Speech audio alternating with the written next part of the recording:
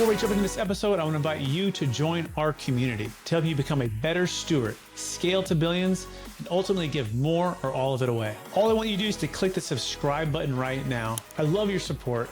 It's incredible to see your comments, and we're just getting started. I can't wait to go on this journey with you. Thank you so much for subscribing. It means the world to me. Welcome to the Build to Billions podcast, where we guide successful entrepreneurs and investors on their journey from millions to billions.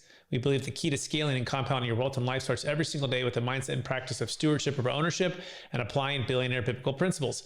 Our ultimate goal is to help you scale and compound your wealth and life so you can give more all of it away to help MVPs, the most vulnerable people. Hey, I'm your host today, Brett Swartz. In every episode, we are joined by some of the world's top entrepreneurs, millionaires, and billionaires, and they share their secrets, wisdom, and insights with us so we can all scale and compound our impact.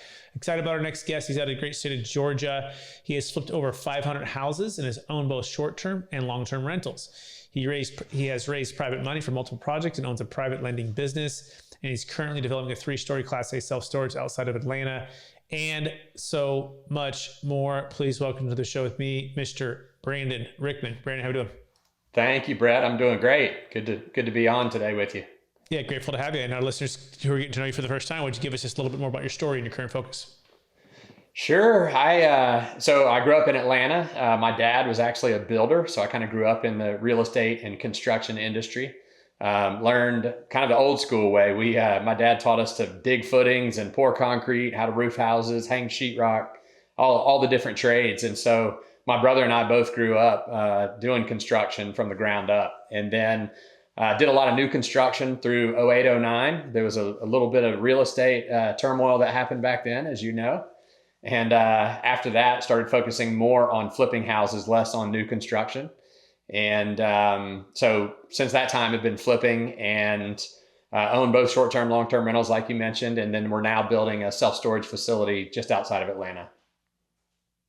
Fantastic. I absolutely love that background. And growing up, I grew up in the Bay Area of California, building houses with my mom and my dad, learning a lot of the similar things, and fell in love with real estate at a young age. So that's cool that we share that background. I want to dive right into the show topic today, which is all about, becoming a flip genius. So what is the number one secret to flipping, single family houses or rentals? I think the most difficult part of it is finding inventory, finding properties at the right price so that you can flip them. There's a lot of details underneath that, but at the end of the day, any successful real estate business on the investor side is going to start with finding inventory. So we went from, buying off the MLS and the FMLS as we grew, started doing more and more outbound marketing and direct mail, bandit signs, cold calling, texting, PPC, all the different things that we do to find off-market properties. And that's really been the key. Once you have the inventory, you're able to buy at the right price, then, your exit strategy becomes much easier, whether you choose to keep it as a rental or flip it and sell it at retail. Finding the property off-market at the right price is key.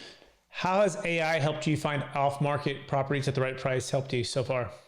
We started last year. We hired an AI developer to build us outbound marketing bot, and probably 6 months later, we're still marginally successful.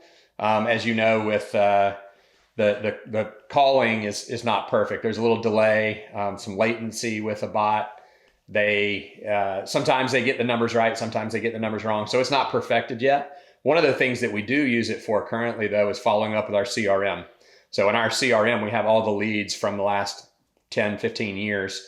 But the ones that are within the last 6 to 8 months is usually where we start. And so an AI bot is really good at following up with existing clients. It will look into our CRM. It'll see the notes. It'll see the last time we spoke to them.